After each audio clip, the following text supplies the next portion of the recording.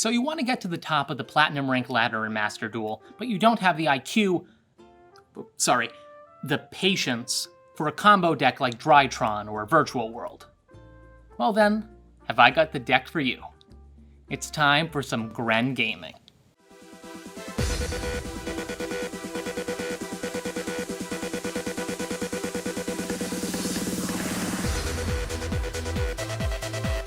May I present Golden Castle GREN MAJU Kaiju. It's a long name, I know, but I swear it's less confusing than it sounds. GREN MAJU is, at its heart, a going second OTK deck that aims to destroy your opponent in one blow, either with the big boy himself GREN MAJU, or more commonly with the Xyz monster number 100 Numeron Dragon, which can swing into your opponent for 9,000 damage in one blow. It's assisted in this by a number of powerful board-breaking cards, like Lightning Storm, Interrupted Kaiju Slumber, and Hexatrude. Here's the somewhat confusing thing about GREN MAJU decks. Despite the name, GREN MAJU is actually a very small part of it. You only have 3 of him and he's unsearchable, at least in this build. So you're going to be going multiple games without summoning him, or in a lot of cases without even drawing him. Rather, what most of your game plan focuses on is summoning out rank 8 Xyz monsters using the level 8 monsters in your main deck. Monsters like Hexatrude, Gizmekorochi, Astral Karibo, and your whole suite of Kaijus. Getting 2 of these level 8s on the field lets you overlay into number 97 Draclubion, who 90% of the time is going to be using its effect to then summon out number 100 Numeron Dragon, which, as mentioned, can get up to 9,000 attack and basically OTK your opponent just by itself. In this video, I'm going to be going through this card by card, giving a rundown of all the card choices, talking about some of the pros and cons, and then afterwards I'm going to show a few replays to see how the deck functions when it's both on the play and on the draw. On the draw being what you really prefer. So let's start from the top. First here we have 3 copies of Astral Karibo. Astral Karibo is a pretty new release. I think it just came out in Brothers of Legend, and I think that it's criminally underrated. I don't see why any and every Xyz-centric deck is not running this.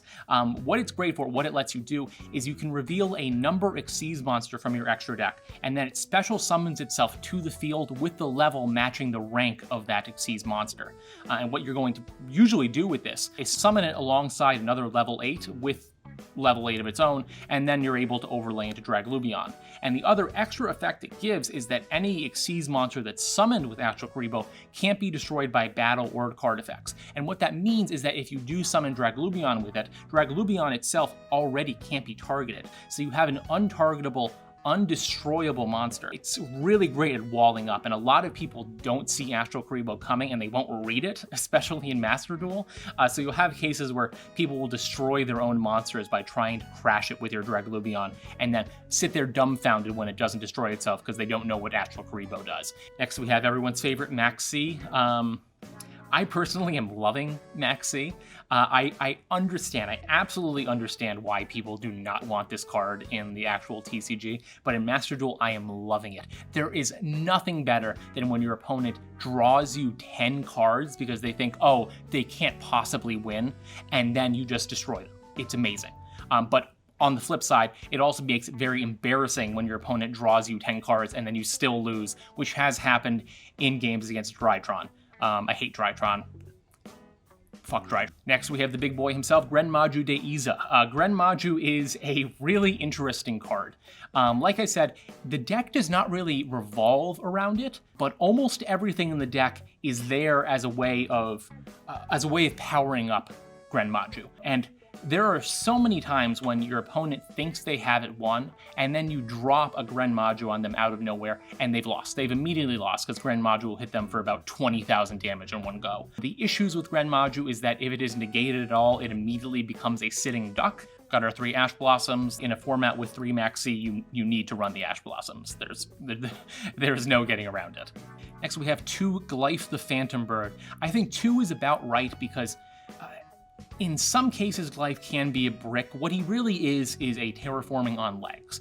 You discard him and he lets you add a Golden Castle Strongberg to your hand, but he's not a powerful monster on his own. You don't really ever want to be summoning him, so running it in 2 I think is best. It sort of acts like your 2nd and 3rd terraforming. Next we have our Kaiju package, and these are another one of the things that really makes the deck tick.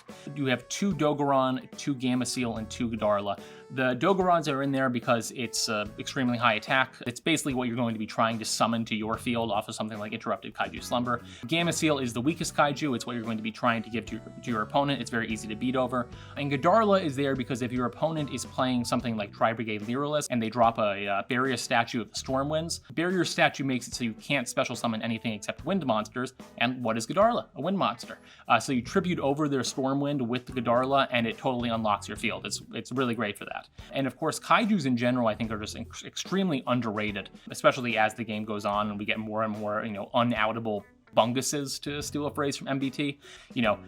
Tributing a Borreload Savage, for example, always feels great. Next, we have Hexatrude, Hextrude, however you want to pronounce her name. We're only running 2 of her again because when you draw her, it is sort of a brick. What you're really going to want to be doing is summoning her out of the deck using Golden Castle of Stromberg. But once you summon her, she can pop any card on the field, and then if she does that, she gets 2 attacks on monsters during the battle phase, and then if she destroys something, she can make another monster gain 400 attack. That's not really the important part. The popping is amazing because it lets you clear your opponent's board, especially if you combine it with Interrupted Kaiju Slumber. It lets you clear your opponent's board and then essentially make it so you can OTK with Numeron Dragon. You really aren't going to ever be entering the battle phase with her. If you do, it's not the end of the world. She's 2600 attack, nothing to laugh at, but she's a combo piece. She's not a boss monster in and of herself, let's say. Next, 3 copies of Gizmek Orochi, the Serpentron Sky Slasher. My god, this guy took a long time to get in Master Duel. You can banish 8 cards in the top of your deck face down. That powers up your GREN Maju. Special summon this guy. The fact that you can special summon from the hand or the graveyard is life-saving. I could not imagine this deck without 3 Gizmek Orochi. Next, we have the spells. We have 1 Terraforming, obviously pretty much mandatory since you are going to be searching your field spells. 3 Interrupted Kaiju Slumber. This is amazing. Destroys all your opponent's monsters and then gives you a Kaiju. Especially in a deck that can sometimes struggle with getting monsters on the board. Being able to give yourself a strong monster and then use that monster to go into your rank 8 plays, it's invaluable. Next, we have 3 Pot of Desires. Screw Konami for limiting this in the TCG because, again, this is another card that makes the deck work. Aside from the fact that it banishes 10 cards to power up your GREN Maju, it draws 2.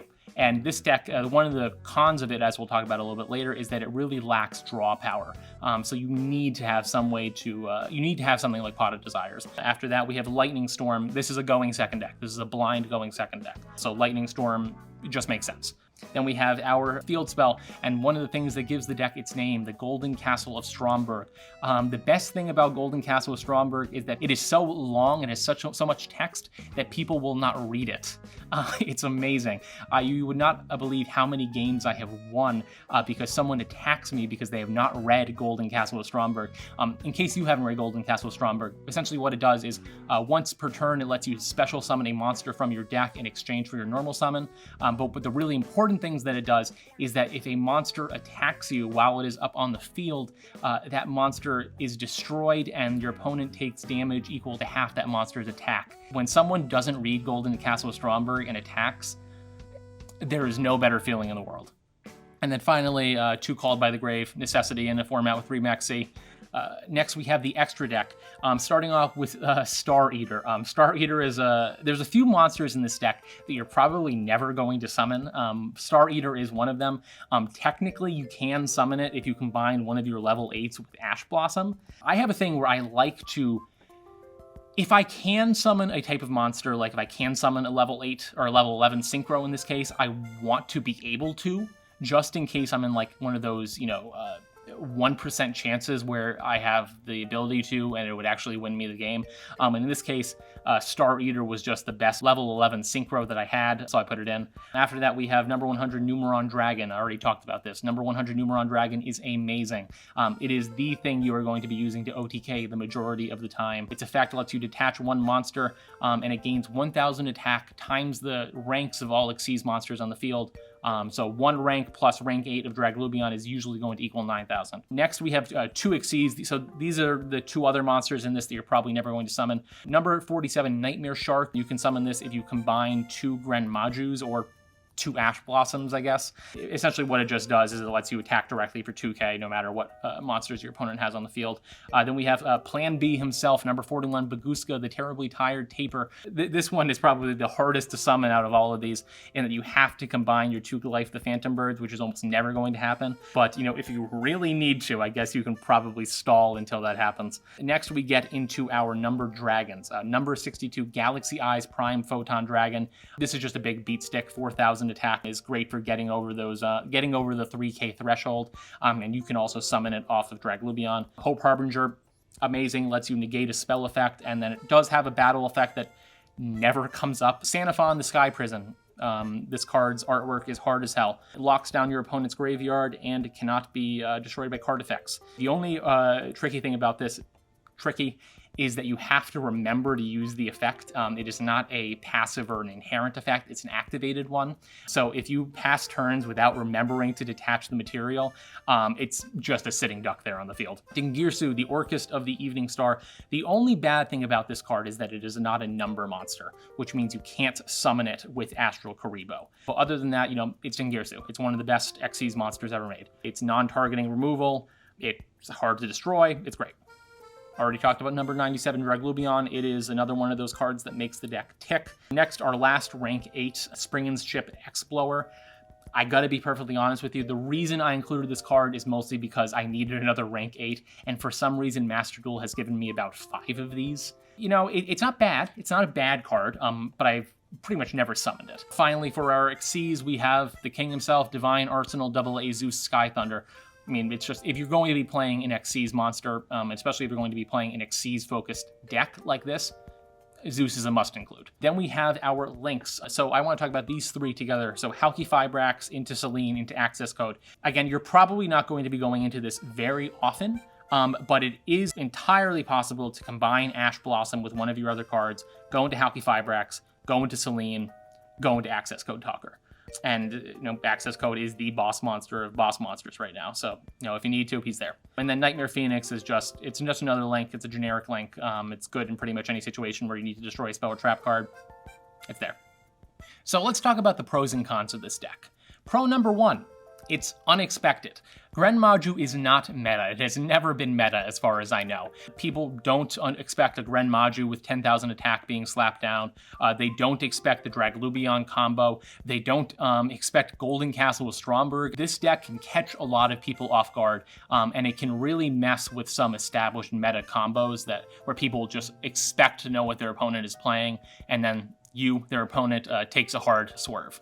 2, it is great at breaking boards.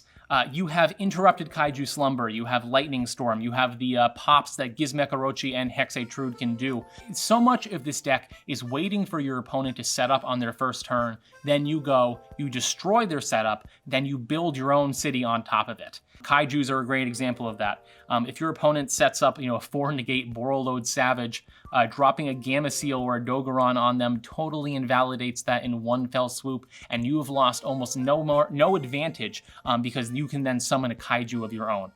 And third, people don't read your cards. I cannot tell you how many games I have won because someone crashes into Golden Castle with Stromberg and kills themselves because they don't know its battle effect.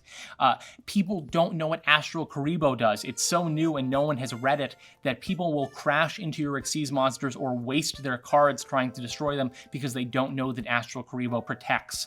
I had a game recently where someone tried to mind control my GREN Maju and was very confused when all of a sudden it went from 8,000 attack down to 0 because they had no banished cards of their own. It's amazing how Yu-Gi-Oh! Players will sabotage themselves by refusing to read their opponent's cards.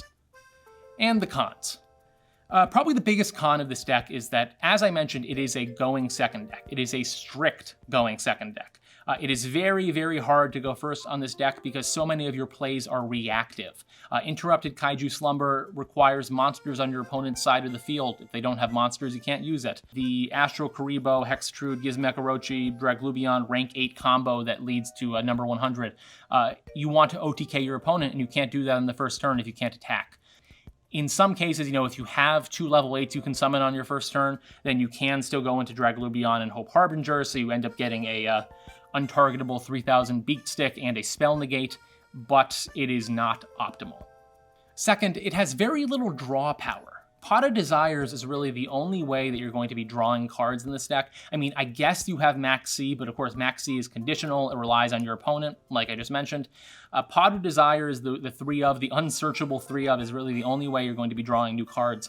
And the number one downfall that this deck falls into is using up all the cards in your hand, and then your opponent still has monsters left. At that point, you're pretty much going to be playing off the top of your deck for the rest of the game, and unless you can draw a lucky Pot of Desires or a lucky Interrupted Kaiju Slumber, you're probably screwed. And con number 3, it is expensive. Every single card in this deck except for 3 are super rare or ultra rare. The only rares in this deck are Hexatrude, Godarla, and Draglubion. Other than that, everything you're going to have to be spending a lot of money on or be crafting your life out. The other disappointing thing about this is that a lot of the ultra rares come from sets that you would not otherwise be pulling. For example, both Astral Karibo and number 100 Numeron Dragon come from some set like Number Hunters or something, and it does not have a lot of good cards. So you're going to be using your gems to pull packs that you would not otherwise be pulling. It can take a lot of money, it can take a lot of time to actually build this deck. So now that we've gone over the deck, let's get into some games. First, we're going to start with a quick game against Hero. What I really want to show off here is just the basic Numeron Draglubion combo.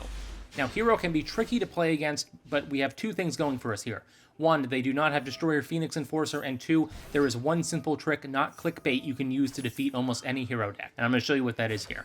So they're going to special summon Ferris, pitching Shadow Mist. They're going to use Shadow Mist's effect to add a Stratos, and then they're going to use Ferris's effect to equip Vision Hero Increase. Who else? Now here's what you got to do to defeat any hero. They're going to special summon Increase, activate Increase. You need to Ash the Increase. Ash the Increase. Ashing the Increase here cuts their combo off at the knees and really limits what they can do for the rest of the turn. But now they're going to activate Allure of Darkness to draw 2. They're going to normal summon that Stratos. They're going to activate Mask Change on the Increase to summon out Masked Hero Darklaw. Now, Masked Hero Darklaw would be an issue, but what we're going to do here is during their end phase, we're going to activate Gizmekarochi in the hand to banish 8 off the top and special summon it. Now, since we used Gizmekarochi's summoning effect last turn, we can use his other effect this turn to banish 3 cards from our extra deck to pop that Darklaw. Now we're going to discard Blythe the Phantom Bird to add Golden Castle of Stromberg. We're going to activate Golden Castle of Stromberg to summon out Hexatrude. We're going to use Hexatrude's effect to pop the Stratos, and we are almost at the end here. We're going to overlay Hexatrude and Gizmekarochi into number 97 Draglubion. Then we're going to use Draglubion's effect to summon Numeron Dragon, detach a material from Numeron Dragon to get it up to 9,000 attack, and attack into our opponent for game. This next game is going to be a little bit different. What I want to show off here are some of the deck's weaknesses, specifically what I mean when I say that it's very reactive. So now we go second, we start with a really good going second hand, but unfortunately we can't draw anything off Max C because they don't summon. We can't use Interrupted Kaiju Slumber without using up our own normal summon because they haven't summoned anything. So what we're left to do in our turn where we should be OTKing is 800 damage and leave a 3000 attack beat stick on our board. And unfortunately this is not going to be enough. We haven't put anything of substance on our board, which means that our opponent can go through their entire turn almost entirely uninterrupted. We use the Max C and we're going to draw 1,000,000 cards off of it, but it's not going to matter because they're not going to give us another turn. We're going to use the Ash Blossom on the little orbital robot, but it's not going to matter because they already have everything they need for their combo. They're going to go through the entire Galaxy Eyes combo to summon out number 62 Galaxy Eyes Prime Photon Dragon. They're going to summon Galaxy Eyes Soul Flare Dragon. Again, we're going to draw 1,000,000 cards here, but it is not going to matter.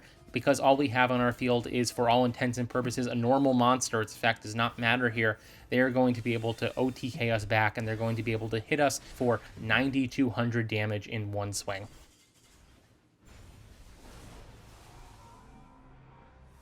And now we're going to end things with a quick game against Invoked Shadow. What I want to show off in this is the raw power of GREN MAJU and how amazing it can be when you manage to summon him in the right conditions.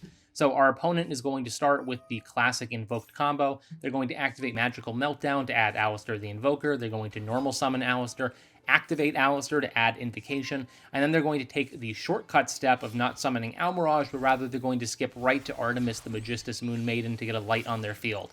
Then they're going to activate Invocation, banishing both of them to summon out Invoked Mechaba. Everyone has seen this combo before, and you might want to make fun of it, but I am actually a big fan of Invoked. I used to play this deck. I still play this deck from time to time, and I'm very glad that it still works. So they're going to activate Invocation in the graveyard to add Alistair back to hand. But now what's interesting is that they've actually already drawn the second Invocation. They're going to use it right here from hand to send Alistair and a Shaddoll Squamata to summon out an El Shaddoll Winda. Now, El Shaddoll Winda would be an issue for us, but we have the Gamma in hand already. They're going to activate Squamata in the graveyard to send a Shaddoll Beast, and then they're going to use Shaddoll Beast's effect to draw one card. They're going to pass it back to us, we're going to draw, and of course, the very first thing we're going to do is we're going to tribute that Winda for a Gamma Seal. Now, on summon, they are going to chain Max C. Very luckily, we have Called by the Grave. Well, maybe not very luckily, we're not planning on giving them another turn anyway, but they're going to chain Shaddoll Schism to our Called by the Grave. That is going to resolve backwards. And now, even though we just attributed off the El Shaddoll Winda, they are going to use Shaddoll Schism to summon out another one. Now, they might think they have it won here, but luckily we do not need to be special summoning more than once per turn at this point, so we do not need to worry. We are going to activate Pot of Desires. They are going to use Mechaba to banish and negate the Pot of Desires, and we are going to chain Gizmekarochi to that. So count it, we now have 18 cards in our banished pile. So we are going to summon out the Gizmekarochi, and then we are going to be normal summoning our now powered up GREN MAJU, who goes up to 7,600 attack, and our opponent sees that and immediately runs away in fear. So that's GREN MAJU. Once again, I think this is a really great deck if you can afford it. I had been stuck in Plat V for about a week, and then as soon as I switched to this deck, I basically rocketed up to Plat I. People really aren't expecting it. The Kaijus are great against those unoutable Binguses. And like I said, people don't read. Take advantage of that while you can. So I really hope you enjoy this deck profile, and who knows, I hope to see some GREN MAJU mirror matches out there soon. Thanks for watching.